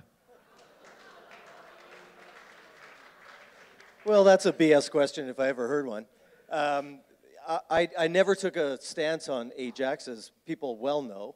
I said, there's a process, let's follow the process. We went through an extensive process, both provincial and federal. The mine was turned down. Now, I don't see any reason to bring it back again. We've been through this. It divided our community, but we went through a process that, you know, in all democratic countries, people have the right to put something forward and go through a rigorous process involving environmental assessment, consultation with First Nations. We went through that. It was turned down. It's time to move on. Thank you. And over to Kira. How will the Animal Protection Party, we'll go for a, we'll give you a minute. No, we'll do a minute on this one too. How will the Animal Protection Party encourage or enforce a vegan lifestyle on the individual and federal level? Well, we can look at the Health Canada food guide that released earlier this year. It is favoring the consumption of plant-based alternatives over meat products, and it actually effectively removed dairy completely from this, which I do really, really quickly want to point out that the Green Platform actually says explicitly that they do not agree with the process of the food guide because they thought it was flawed. Yet this has been the most unbiased and unflawed process in creating a Canadian food guide in Canada's history. So when it comes to enforcing, we can't force what people do. However, we can encourage it by phasing away from harmful, exploitative animal agricultural industries that are hurting animals, the environment, and the consumption of animal products is hurting our health. creating type 2 diabetes, which can be reversed by going on a plant-based diet, cancers, heart disease, isometric strokes, obesity, and high levels of cholesterol. So we want to just encourage and inform why people should choose a vegan or plant-based diet. Thank you. This one I'm going to extend to all candidates as well. I really like the way they sneaked this one in and attached it to the environmental theme. So we'll give a minute for this one too, because it's a bit of a big topic. And the question is, countries with proportional representation have on average better record on environmental protection. Does your party support proportional representation reform for that reason? I'll put it that way. Who wants to go first? Kathy, go first. So I'm certainly looking for a citation on that one. Is it included in the question in terms of there's no footnote to the question. And, you know, certainly I have always felt if the democratic system is going to change, it's got to be up to the people to change it. So it needs to be put to the people. It needs to be, it's their system. It is not the politician system. It's not the party system. And therefore, any process, federal, provincial, wherever, needs to be by the people. Thank you. Kira. Quickly, just touch on what Kathy had mentioned. When we looked at the reform that we were looking at provincially, there was a very strong lobbying group that was instilling fear into not allowing us and encouraging people to keep with the first past the post system instead of moving to proportional representation. Proportional representation, especially mixed member, will be able to encompass so many more Canadians' values and needs. Right now, first past the post is not serving it, and we have a lot more perspectives than just black or white, left or right. We need to be looking at a system that can have the inclusion of a diverse system and diverse accountability to people's needs and worldviews.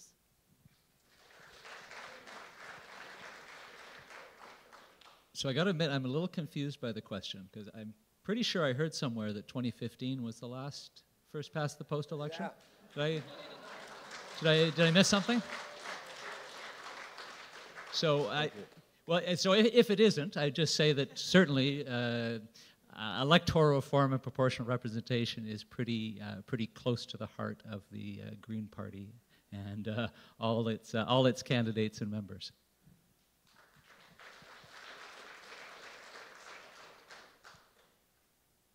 The same thing with the NDP. We absolutely believe in proportional representation, and it was my kids who actually really convinced me of that. And the reality is that if it just doesn't seem fair anymore that if 40% or 41% of the population elect someone in, that they have 100% of the power. And those numbers are probably a lot different, but I really truly believe that if 40% of people vote green people in, that 40% of the government should be green. And same with NDP. Thank you. I so want to get in on this one. Would you let me take a minute too? I guess not. Ken. All right, we absolutely agree that electoral reform is way overdue in this country. In fact, it started day one back in 1867. It was skewed then. This holy grail of one person, one vote is what makes us all hostage to the powers down east. It's what makes the lower mainland run the whole of BC. That worked fine in the old Greek city-states when you could see from one side of the country to the other. But this country's too vast, and without significant electoral reform, I'm afraid for Canada's future. Canada's worth saving, but most certainly, but without electoral reform, we're going to see separatism raise its head in the West, because for 150 years, the election's been over by the time it hit the Manitoba border. That must change. We have the only leader that's addressing that through the equalization formula. It has to be dramatically reformed. Thank you. The Communist Party absolutely supports proportional representation, a mixed member system. We have for decades. It's a clear improvement on our democracy, and as Mr. Curry alluded to, Mr. Trudeau said it would happen. Why would we, if he betrays us on that, why would he not betray us on environmental issues, right?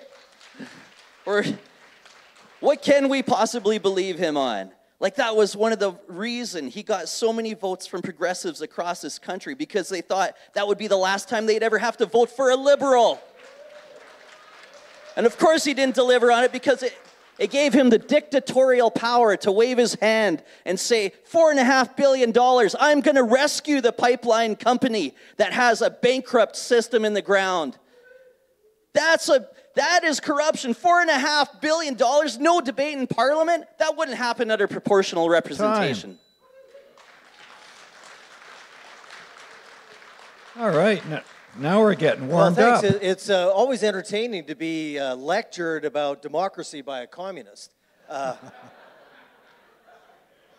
We had 2 referenda on proportional representation here in British Columbia. There was a lot of debate. Arjun sat on the Citizens Committee for the first one.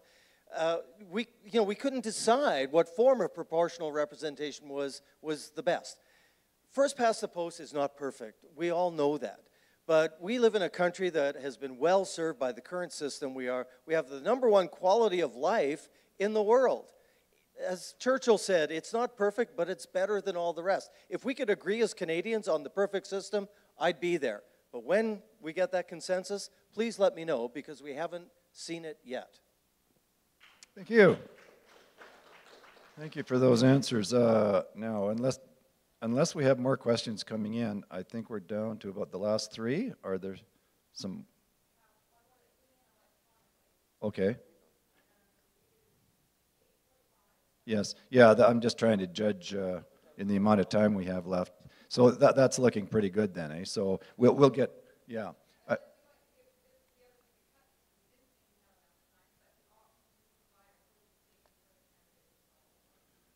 Our candidates into that? All right, we'll do that. We'll ask a couple more questions, and then we'll perhaps go to closing statements.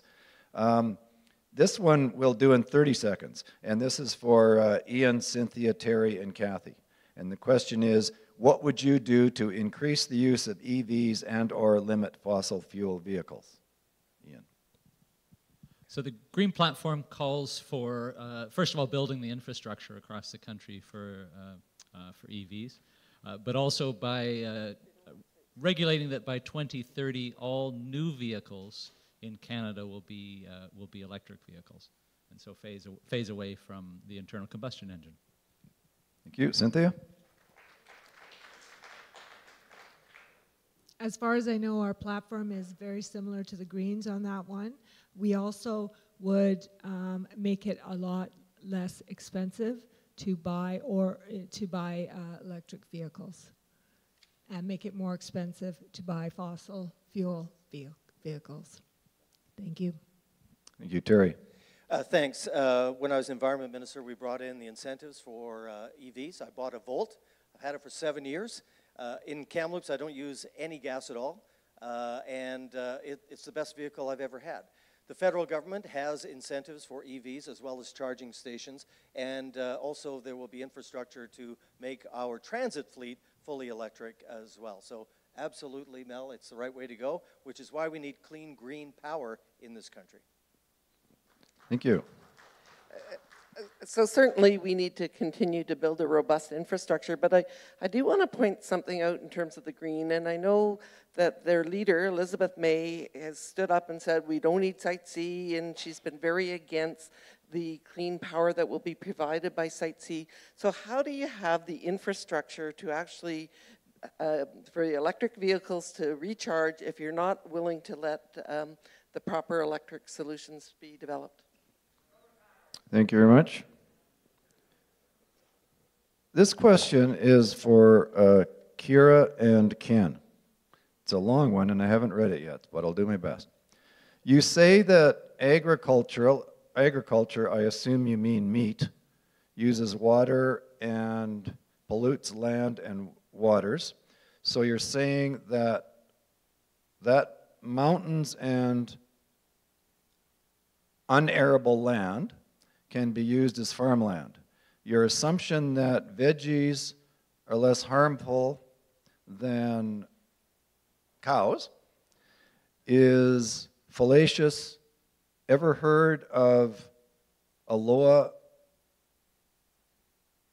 blooms? Aloe blooms. Oh, algae bloom. Aloe would be good too. Fertilizer, damage to aquifers, I think that is. So, Kira?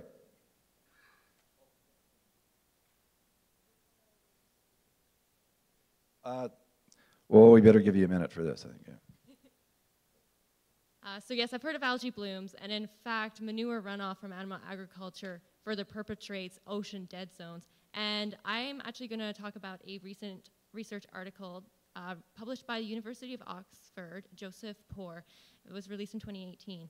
And it was the most comprehensive study compiling data from over 38,000 farms producing up to 40 different agricultural foods and 1,600 processors, packaging, and retailers. The study also looked at every single level within this. It found at the end that eating a plant-based diet was more environmentally beneficial than eating a local or sustainable meat or dairy. And yes, when it comes to arable land, if one person, or if say, they hypothetically said if the entire society shifts to a plant-based diet, we would have 90% more arable land available from phasing out of animal agriculture for direct food consumption. And it reduces overall land use by 73%. Time, and Kathy has a challenge on that one. So I actually just want to ask the question again, or I'll put it out there. And I would encourage Kira to meet with the BC cattlemen, to meet with some of our ranchers, to learn about what they're doing, to learn about, again, the grasslands and how the grazing of the grasslands actually is a great sequestration. And I would challenge her to take a half a day and meet with our ranchers and meet with the cattlemen and learn a little bit more about that particular industry. I think it would be beneficial for everyone. Thank you. Ken? Yes, I'd like to know how Kiera is going to mandate a vegan diet for our First Nations people. Animal agriculture actually enhances plant growth. We have a man called Alan Savory who regenerates plant growth on deserts in Africa. He's been successful with it. Animals are part of our ecosystem.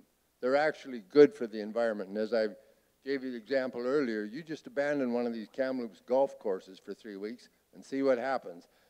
The dead grass canopy will cause the plant population to actually decline. And I've seen this in Wilderness Park in Alberta where I worked, the Kananaskis Wilderness. They had little tripod wire pyramids, they look like, and they were put there for biologists to study the plant population and how it responded to zero grazing. The plant population inside those little pyramids where the cattle couldn't graze it was significantly lower by a lot than the grass outside the little pyramids. So you need to get out there, have a look. All right, thank you.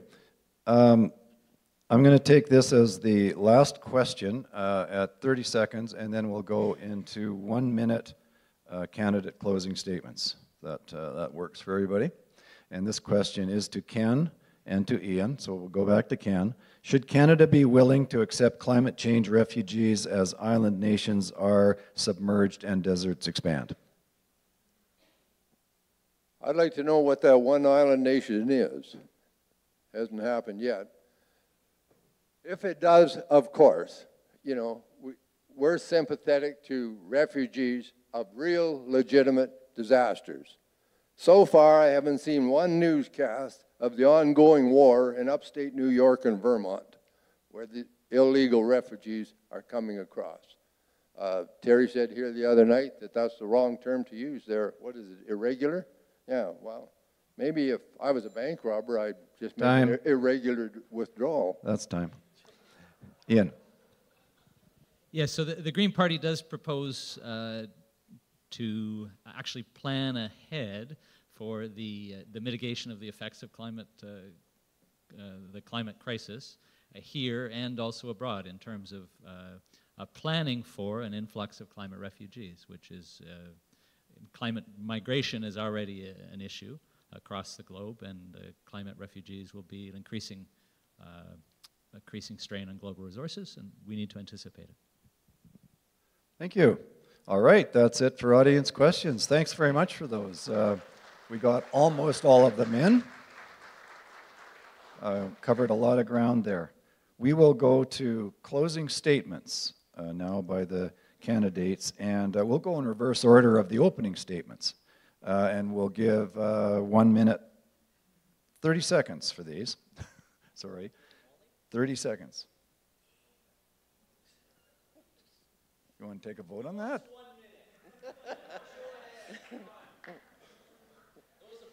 Those opposed? All right. It's carried, yeah. That's what democracy is. All right. I've been overruled by the House. The 1 minute will be allowed for all closing statements, but you don't have to take all of that minute. Just saying. Kathy. So I would actually encourage people to go online and read our plan.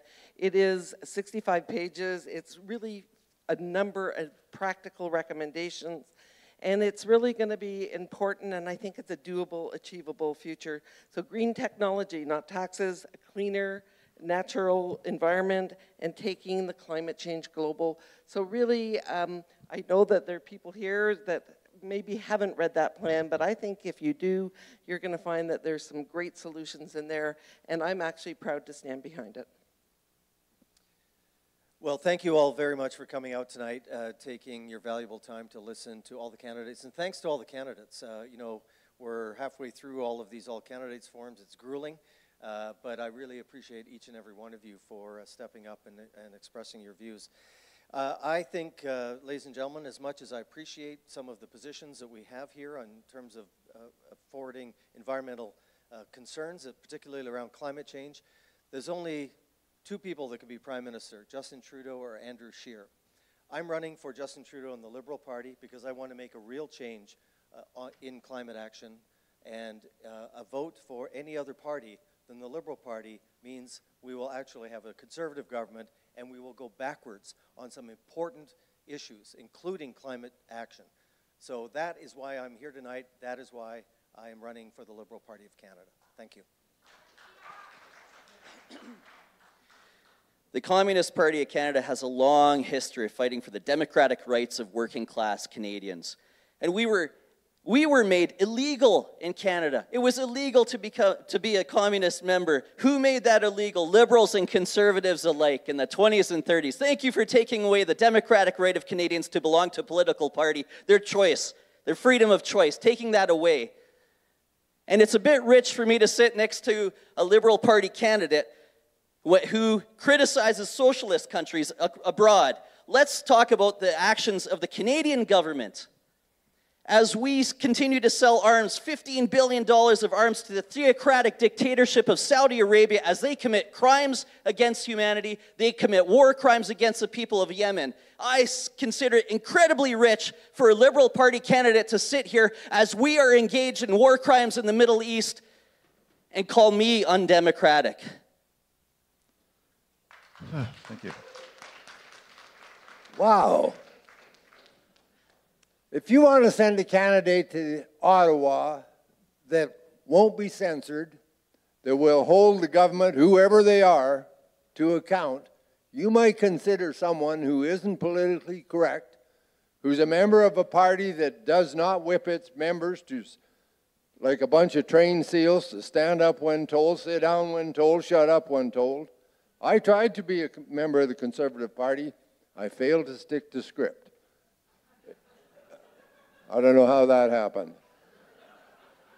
Anyway, if you want to send a party and a candidate to Ottawa that will make fundamental change, Vote PPC.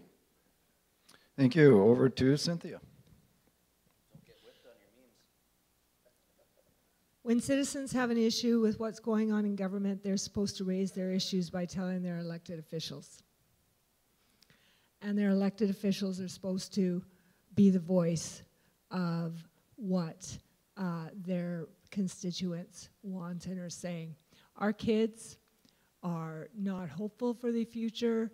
They're telling us as parents that we need to do something, and we are, if we keep doing what we've been doing by electing the Conservatives and the Liberals into government, we're going to get the same thing. The federal NDP fully believe in the human rights of all Indigenous peoples and that people should be treated equally. If I can quote Jagmeet Singh, it takes an act of love to realize we're all in this together, an act of courage to demand better, to dream bigger, and to fight for a more inclusive and just. Time. Thank you.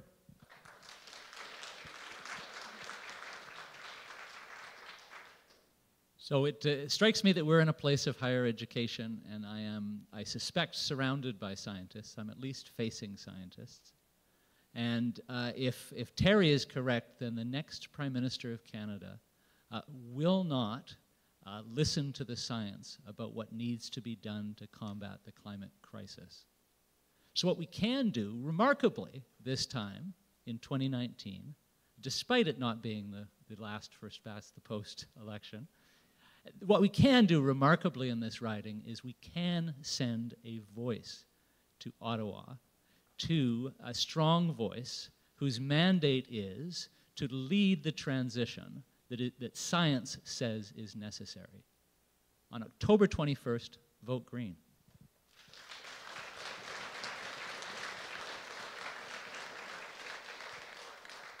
So as the youngest candidate running in this election, and as a current social work student, I see social justice paramount. And I also want to say a lot of injustices that we are perpetrating onto human populations, we are doing to the environment and to animals, so this is why I'm taking this stance. That being said, as a non-Indigenous person and a social work student, reconciliation is also of utmost importance.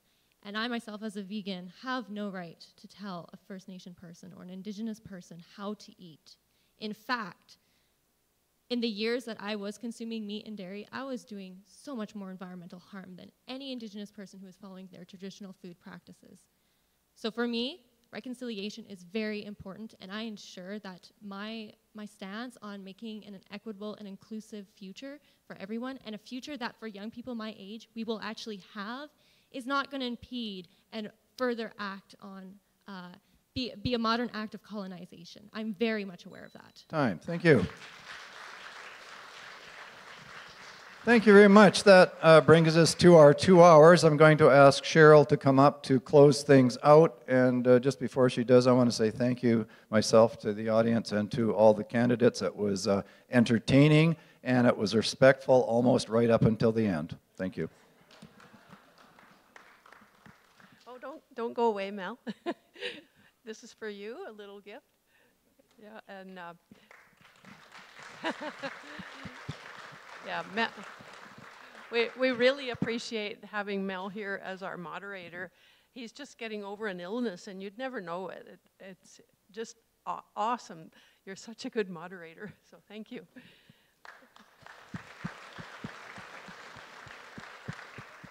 And a big thanks to all the candidates. Thank you so much for being here, all of you. This is awesome, too. And to the audience, thanks for coming. On behalf of the organizing committee, we hope the evening has helped you make your choice at the ballot. So thank you all. Good night.